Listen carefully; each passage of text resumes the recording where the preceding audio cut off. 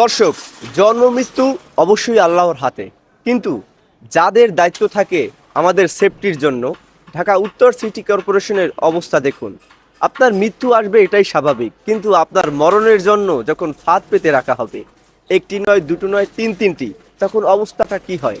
আমি একটি খোলা ম্যানহোলের পাশে দাঁড়িয়ে রয়েছি, রাস্তায় অবস্থা দেখুন। এখান থেকে অনেক শিশুরা যাতায়াত করে, অনেক বৃদ্ধ মুরব্বীরা যাতায়াত করে।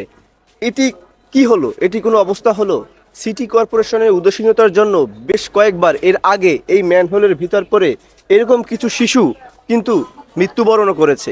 এরকম অহরহ শিশু এখান থেকে চলাফেরা করে, গাড়ি ঘোড়া যায়, কিন্তু কারো কোনো হুঁশই যেন নেই। শুধু এটি নয়, আমার কাছে আসুন, এপাশে দেখুন, এরকম অজস্র মুখ খোলা ম্যানহোল রয়েছে। এটি হচ্ছে আরেকটি। এটি স্থানীয়রা নিজস্ব উদ্যোগে এটি মোটামুটি ঢেকে দিয়েছে, কিন্তু এখান থেকেও কিন্তু মানুষ পড়ে যাওয়ার একটা সম্ভাবনা আছে। এপাশে আসুন, এপাশে এরকম আরও একটি ম্যানহোল রয়েছে। সিটি কর্পোরেশনের যাদের দায়িত্ব থাকে আর কি সমাধান করার জন্য, এগুলো দেখার যেন কেউই নেই।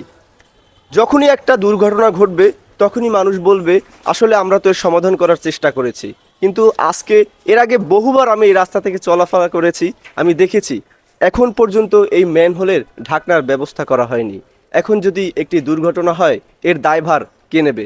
তাহলে চলুন আমরা এখানে কিছু মানুষের সাথে কথা বলি এই বিষয় নিয়ে, আসলে যারা এখানে আছে।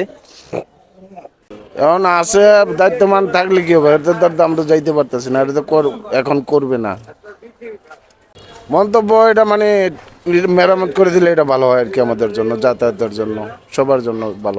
জি জি, দেখতে পাচ্ছেন আসলে এলাকাবাসীর মন্তব্য একটি, আসলে যে তারা কার কাছে যাবে, কি বলবে।